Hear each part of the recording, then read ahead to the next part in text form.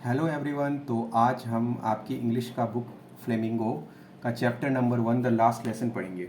इसके राइटर हैं अल्फोंस डॉडेट और ये जो कहानी है ये फ्रैंको प्रूशियन वॉर के बैकड्रॉप में बेस हुई है। यानी उस समय में फ्रैंको प्रूशियन वॉर चल रहा था जहाँ पे प्रूशिया के सोल्जर्स ने जो फ्रांस है उसके दो एरिया यानी दो डिस्ट्रिक्ट, एक है लॉरेन और एक है और दूसरा है एल्सास, इसको कैप्चर कर लिया था। तो चलिए हम अपनी कहानी को शुरू करते हैं। एक और चीज़ जो बतानी इम्पॉर्टेंट है वो है कैरेक्टर। एक कैरेक्टर है फ्रांस और दूसरे हैं एम हेमल। एम हेमल जो हैं वो फ्रांस के टीचर होते हैं। तो फ्रेंड्स जो है वो अपनी कहानी बताते हुए कहता है कि मैं जो है आज स्कूल के लिए देर से रवाना हुआ था और मेरा आज स्कूल जाने का मन नहीं कर रहा था। काफ़ी मुझे डर भी लग रहा था क्योंकि जो एम हेमल है उन्होंने मेरे को पार्टिसिपल के रूल समझाए थे और वो मुझे काफ़ी मुश्किल लग रहे थे, मुझसे याद ही नहीं हो रहे थे। और मैंने बाहर का मौसम देखा, बाहर काफ़ी कुछ बहुत अच्छा लगा मुझे। काफ़ी मौसम जो है वो वार्म था, ब्राइट था। तो पहले मैंने ये डिसाइड किया कि मैं स्कूल को जो है वो बंक कर देता हूँ। तो आपको बंक वर्ड यूज़ नहीं करना है, वो तो मैंने आपको समझाने के लिए बताया। तो पहले उसने सोचा कि मैं अपना स्कूल बंक कर देता हूँ, लेकिन फाइनली उसने डिसाइड किया, फ्रेंड्स ने कहा कि चलिए देखा जाएगा, चलते हैं स्कूल, देखा जाएगा जो होगा। तो पहले वो टाउन हॉल से होते हुए आगे की तरफ जाने लगा। तो टाउन हॉल के पास में एक बुलेटिन बोर्ड होता है। तो जो भी बुरी न्यूज़ आती है, जैसे कि फ्रांस के जो सोल्जर्स हैं वो हार गए हैं वॉर, और या फिर जो कमांडिंग ऑफिसर होते हैं उनके ऑर्डर्स होते हैं या कोई भी टाइप का ड्राफ्ट होता है, तो सारा वो बुलेटिन बोर्ड के ऊपर मेंशन होता है। तो फ्रांस ने देखा कि यहाँ पर काफ़ी भीड़ लगी हुई है आज, इसका क्या रीज़न हो सकता है। तो जो भी हो, लेकिन फ्रांस को तो स्कूल जाना था। तो उसने क्या किया कि उसने कहा कि ठीक है, देखते हैं जो भी है। तो वो वहाँ से जो है स्कूल की तरफ फिर रवाना हुआ। पीछे से ब्लैक स्मिथ की आवाज़ आती है, तुम आराम से स्कूल पहुंच जाओगे फ्रांस, अभी तुम्हारे पास काफ़ी समय है, ऐसा ब्लैक स्मिथ ने बोला। तो फ्रांस को ऐसा लगा कि हो सकता है ये मेरा मजाक उड़ा रहा हो। खैर उसको तो स्कूल जाना था, तो वो तेज़ी से आगे बढ़ते हुए जो है गया, आगे आगे बढ़ता गया। और उसके बाद जो एम हेमल है यानी उसके टीचर हैं उसके गार्डन में पहुंच गया। तो गार्डन में आकर के वो जो है वो काफ़ी तेज चल के आया था या दौड़ के आया था, तो उसका काफ़ी सांस फूल गई थी। तो वहाँ पर वो खड़ा था। तो एक चीज़ उसने नोटिस की, फ्रांस ने नोटिस किया कि आज सब कुछ काफ़ी शांत लग रहा था, जैसे कि एक संडे मॉर्निंग हो। कोई भी शोर शराबा नहीं था, जबकि यूजुअली जो गार्डन था उसके अंदर काफ़ी शोर शराबा होता था। जो opening closing desk open close होते थे तो उसकी आवाज़ आती थी, जो लेसन्स रिपीट हो रहे होते थे उसकी आवाज़ होती थी, कभी कभी आवाज़ इतनी तेज़ होती थी कि कानों के ऊपर अपने दोनों हाथ रखने पड़ते थे। तो उसके बाद जो है वो फ्रेंड्स आगे गया। आगे जो है उसने विंडो से देखा तो उसके सारे क्लासमेट जो है ना वो बैठे हुए थे अपने अपने डेस्क के ऊपर। तो तो उसको लगा कि अगर सब कुछ हलचल वाला होगा, शोर शराबा होगा, तो चुपचाप अपने टीचर जो हैं उनकी नज़रों में आए बिना चुपचाप अपनी सीट पे जाके बैठ जाएगा। लेकिन आज तो सब कुछ काफ़ी शांत था, तो आज उसको मुश्किल हो रहा था, डर लग रहा था कि अब तो टीचर के सामने से जाना पड़ेगा। अंदर उसने देखा तो जो उसके टीचर हैं वो भी टहल रहे थे। तो लेकिन खैर उसको जाना तो था ही। तो वो अंदर गया और अपनी सीट पर जाकर के बैठने लगा। उससे पहले उसके टीचर ने उसको देखा और उसको बड़ी ही प्यार से कहा कि अपनी सीट पर बैठो लिटिल फ्रेंड्स, हम तो तुम्हारे बिना ही शुरू करना चाह रहे थे। तो उन्होंने कहा, तो उसके बाद मैं अपनी सीट पर बैठा, ये फ्रेंड्स बताता है। लेकिन फ्रेंड्स ये कहता है कि धीरे अब थोड़ा सा मेरा जो डर है ना वो थोड़ा कम होने लगा था, क्योंकि मेरे को टीचर ने ऐसे बोला था, प्यार से बोला था। तो तो मैंने चीज़ें नोटिस की, फ्रेंड्स बताता है कि मैंने चीज़ें नोटिस की। तो मैंने अपने पीछे वाले सीट पे जो यूजुअली खाली रहती थी, तो वहाँ पर मैंने देखा कि हॉजर और जो है एक्स पोस्ट मास्टर और एक्स मेयर, ये और कुछ लोग और बैठे हुए थे। और साथ ही एक और चीज़ उसने नोटिस की जो उसको अजीब लग रही थी कि जो जो टीचर थे एम हेमल, उन्होंने अपना ग्रीन कोट शर्ट और जो अपनी ब्लैक कैप होती है जो थी वो पहनी हुई थी, जो कि यूजुअली वो जो है ना इंस्पेक्शन डे या प्राइज़ वाले दिन जो है इसको पहनते थे। तो ये देख करके उसको काफ़ी अजीब लग रहा था, ये सब के बारे में वो सोच ही रहा था। तभी एम हेमल जो है वो जो उसके टीचर हैं वो अनाउंस करते हैं कि ये आपका जो है लास्ट लेसन होगा, क्योंकि जो ऑर्डर आया है बर्लिन से, उन्होंने मैंडेटरी कर दिया है कि अब स्कूल के अंदर ओनली जर्मन पढ़ाया जाएगा और जो फ्रेंच लैंग्वेज है वो नहीं पढ़ाई जाएगी। तो जैसा कि मैंने आपको पहले ही बताया था कि वॉर चल रहा था और वॉर में जो ये एरिया है ना, जो ये अल्सास का एरिया है, उसको जर्मन फोर्सेस ने, जो प्रूशियन सोल्जर्स थे, उन्होंने कैप्चर कर लिया था। तो ये उनका एरिया था, इसलिए कमांडिंग ऑफिसर का ये ऑर्डर आया था कि अब फ्रेंच नहीं चलेगी, अब हमारी जो लैंग्वेज है यानी जर्मन लैंग्वेज जो है वो चलेगी स्कूल के अंदर। तो फ्रेंड्स के लिए वर्ड जो है वो काफ़ी एक तरीके से धक्का देने वाले थे कि फ्रेंड्स ने सोचा कि अभी तो मुझे ढंग से लिखना भी नहीं आता फ्रेंच लैंग्वेज के अंदर, और ये मेरा लास्ट लेसन हो जाएगा। तो उसको काफ़ी गिल्टी फील होने लगा कि मैं जो है वो बाहर एंजॉय करना चाहता था, तो शायद जो मैंने टाइम वेस्ट किया उसको मैं अपने फ्रेंच लैंग्वेज जो है वो पढ़ सकता था, इसको सीख सकता था। और एक और चीज़ उसको बुरी लग रही थी कि जो उसके टीचर हैं एम हेमल, उनको भी शायद वो आखिरी बार देख पाएगा, उसको ऐसा लग रहा था, है ना।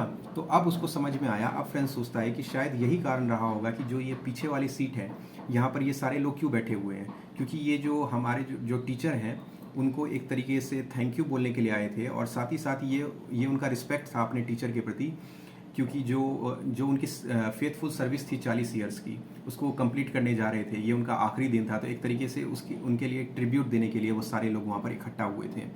उसके बाद जो है वो मेरा नाम बोला जाता है, और मुझे अब ये मेरा टर्न था कि मेरे को पार्टिसिपल के रूल जो है वहाँ पर पढ़ने थे, और जैसा कि मैं सोच रहा था, जो मेरा डर था वही वहाँ पर हो गया कि मुझे तो कुछ आता नहीं था, फ्रेंड्स को तो आता नहीं था कुछ, तो वो फर्स्ट वर्ड में ही कंफ्यूज हो गया। अब क्या है कि जब वो फर्स्ट वर्ड में कंफ्यूज हुआ तो उसके दिल की धड़कनें बढ़ रही थी, उसको जो है अब उसमें हिम्मत ही नहीं थी कि वो नज़र उठा के भी देख सके। लेकिन जो उसके जो टीचर थे एम हेमल, वो कहते हैं कि लिटिल फ्रेंड्स, मैं तुमको आज डांटूंगा नहीं, तुमको पहले से ही काफ़ी बुरा लग रहा होगा। देखो यही तो हमारे साथ समस्या है। वो बताते हैं कि यही हमारे डिस्ट्रिक्ट के साथ भी यही समस्या है, जो हमारी डिस्ट्रिक्ट है अल्सास, उसके साथ उसके लोगों के साथ भी यही प्रॉब्लम है कि वो सोचते हैं कि हमारे पास अभी काफ़ी टाइम है, हम तो फ्रेंच सीख लेंगे, लेकिन टाइम जो है असलियत में वो किसी के पास होता नहीं है। यहाँ पर जो भी, वो कहते हैं कि यहाँ पर जो भी लोग आए हैं वो सब खुद को समझते हैं कि हम सब सभी लोग जो है वो फ्रेंच मैन हैं, लेकिन देखो कितनी अजीब सी बात है कि तुम लोग जो है वो फ्रेंच में बोल भी नहीं सकते और फ्रेंच के अंदर लिख भी नहीं सकते। और उसके बाद वो फ्रेंड्स को कहते हैं कि तुम अकेले ही, तुमको ब्लेम नहीं किया जा सकता, तुम्हारे पेरेंट्स जो हैं वो भी तुमको ज़्यादा उत्सुक नहीं थे ये लैंग्वेज सिखाने के लिए, इसलिए वो जो है तुमको मिल में काम कराना ज़्यादा पसंद करते थे, उससे कुछ पैसे भी आते थे उनके पास। मैं भी जो था, मुझको भी ब्लेम किया जा सकता है, क्योंकि जब भी तुम्हारा लेसन होता था तो कई बार मैं तुमको अपने जो मैंने प्लांट लगाए थे उनमें पानी देने के लिए तुम्हें भेज देता था, कभी मैं फ़िशिंग पे जाता था तो तुम सबकी हॉलीडे कर दिया करता था, छुट्टी दे देता था तुम लोगों को। तो मुझको भी ब्लेम किया जाना चाहिए कि मैं तुमको फ्रेंच लैंग्वेज जो है वो ठीक से नहीं सिखा पाया। और उसके बाद वो फ्रेंच लैंग्वेज की बड़ाई कहते हुए कहते हैं कि फ्रेंच लैंग्वेज जो है वो सबसे ब्यूटीफुल लैंग्वेज है वर्ल्ड में, बहुत ही क्लियर और सबसे लॉजिकल लैंग्वेज है। और उसके बाद बताते हैं कि हाँ, एक और चीज़ जो वो जोर दे के कहते हैं, जो टीचर हैं एम हेमल, वो कहते हैं कि जब भी किसी देश को या किसी भी एरिया को गुलाम बनाया जाता है तो जो हमारी लैंग्वेज है, उस जगह की जो लैंग्वेज है वो एक तरीके से एक चाबी की तरह है, जो चाबी हमको गुलामी के बंधन से आज़ाद करती है। इसलिए हमें अपने लैंग्वेज को है ना सदा संजो कर अपने पास रखना चाहिए। और उसके बाद वो अपनी ग्रामर की बुक खोलते हैं और हम सबको पढ़ाना शुरू करते हैं। तो इतना अच्छा शायद उन्होंने कभी नहीं पढ़ाया होगा इस पेशेंस के साथ, और मैंने भी कभी इतना अच्छा नहीं सुना होगा। जो भी चीज़ें वो बता रहे थे वो एक बारी में मेरे दिमाग के अंदर घुस रही थी, फ्रेंड्स बताता है, और सारी चीज़ें जो है वो एक ही बारी में मेरे को समझ आ जा रही थी। अब उसके बाद टाइम था हमारे राइटिंग लेसन का। तो इस बार जो मेरे टीचर थे वो एक बहुत ही सुंदर जो है वो कॉपी लेकर के, एक नोटबुक लेकर के आए थे, उसमें बहुत ही सुंदर लिखा हुआ था कि फ्रांस एल्सास ऐसा करके लिखा हुआ था। तो फ्रेंड्स बताता है कि ये एक तरीके से ये जो नोटबुक थी वो एक फ्लैग की तरह लग रही थी, जो हमारे डेस्क के ऊपर थी, खुली हुई थी। तो ये एक फ्लैग की तरह हम लोगों को लग रही थी। और उसके बाद सब लोगों ने जो है वो अपना राइटिंग वर्क करना शुरू किया, सब ने लिखना शुरू किया। तो उसके बाद जब सब लोग लिख रहे थे तो पूरा एकदम हॉल के अंदर काफ़ी साइलेंस था, ऐसा लग रहा, मतलब कि एकदम ओनली पेंसिल, जो पेन या पेंसिल है उनकी स्क्रैचिंग की आवाज़ आ रही थी। और उसके बाद जो है फ्रेंड्स बताता है कि इसी बीच में वहाँ पर कुछ बीटल्स भी आ गए, लेकिन लोगों ने उनकी तरफ कोई भी ध्यान नहीं दिया।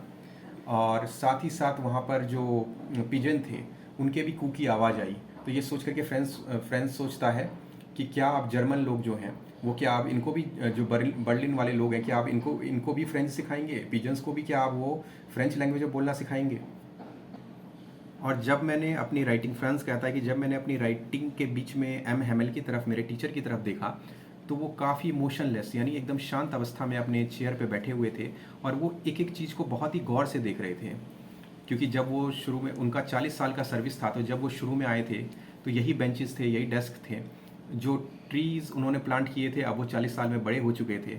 और ये फ्रेंड्स ये सोच रहा था कि ये इनके लिए कितना दुखदायक होगा, ये सारी चीज़ें कितनी दुखी करने वाली होंगी इनको, कि ये सब छोड़ करके उनको अगले दिन सुबह ही रवाना होना था, ये सब चीज़ें उनको पीछे छोड़ देनी थी। और साथ ही साथ उनकी जो सिस्टर है वो भी जो है अपना सामान पैक कर रही थी। पर इतना होने के बाद भी जो हमारे टीचर थे उन्होंने सबके लेसन को बहुत ही ध्यान से सुना। अब सबकी बारी थी सुनाने की, तो टीचर जो है उन्होंने सबके लेसन को ध्यान से सुना। और उसके बाद में सबसे लास्ट में जो है हौज़र खड़ा हुआ, उसने भी अपना बोलना शुरू किया, लेसन सुनाना शुरू किया। तो उसकी वॉइस जो है वो काफ़ी काँप रही थी क्योंकि वो इमोशन में भरा हुआ था, तो ठीक से वो बोल नहीं पा रहा था। तो फ्रेंड्स को ये काफ़ी फ़नी लग रहा था कि वो इस बात पे हंसे या रोए, क्योंकि उनका बोलने का लहजा जो था वो इमोशन से एकदम भरा हुआ था, तो ये समझ में नहीं आ रहा था। उसके बाद हाँ, तो ये सारी चीज़ें जब ये चीज़ें ख़त्म हुई, तो उसके बाद चर्च में जो है वो 12 बजे जो क्लॉक है उसने 12 बजे एकदम सुई ने 12 स्ट्राइक किया। और तब जो है प्रूशियन सोल्जर्स के जो बीट थे, जो ड्रिल थे, उसकी आवाज़ आने लगी। और उसके बाद जो है वो एम हेमल अपने उससे चेयर से खड़े हुए और उन्होंने लिखा। वो कुछ बोलना चाहते थे पहले, लेकिन उनके मुंह से आवाज़ नहीं निकली, वो काफ़ी ज़्यादा इमोशनल थे उस टाइम पे। उसके बाद उन्होंने अपना एक चॉक उठाया और ब्लैक बोर्ड पर अपनी पूरी स्ट्रेंथ के साथ उन्होंने जितना बड़ा लिख सकते थे उतना बड़ा उन्होंने लिखा, वाइवा ले फ्रांस, यानी लॉन्ग लिव फ्रांस। और उसके बाद वो रुके और अपना सिर झुका करके दीवार के सहारे खड़े हुए और उन्होंने अपना एक हैंड जेस्चर किया और हैंड जेस्चर करते हुए कहा कि स्कूल जो है आपकी डिसमिस हो गई है, अभी आप सब लोग जा सकते हैं। तो अगर आप इसको लाइन बाय लाइन आपको डिटेल्ड कहानी करनी है तो ज़रूर, कहानी सुननी है तो आप ज़रूर जो है कमेंट सेक्शन में लिख के बताएं। तो कहानी तो अब आपकी ख़त्म हो गई है, और अगर आपको कहानी अच्छी लगती है तो नेक्स्ट वीडियो के लिए हमारा वेट करें, हम नेक्स्ट वीडियो आपकी लेके आएंगे। और अगर आप हिस्ट्री और पॉलिटी के भी वीडियो लेना चाहते हैं तो लिंक डिस्क्रिप्शन में दे रखा है, हमारे दूसरे चैनल को जाके आप जरूर सब्सक्राइब करें। तो तब तक के लिए आप सबको thank you and take care.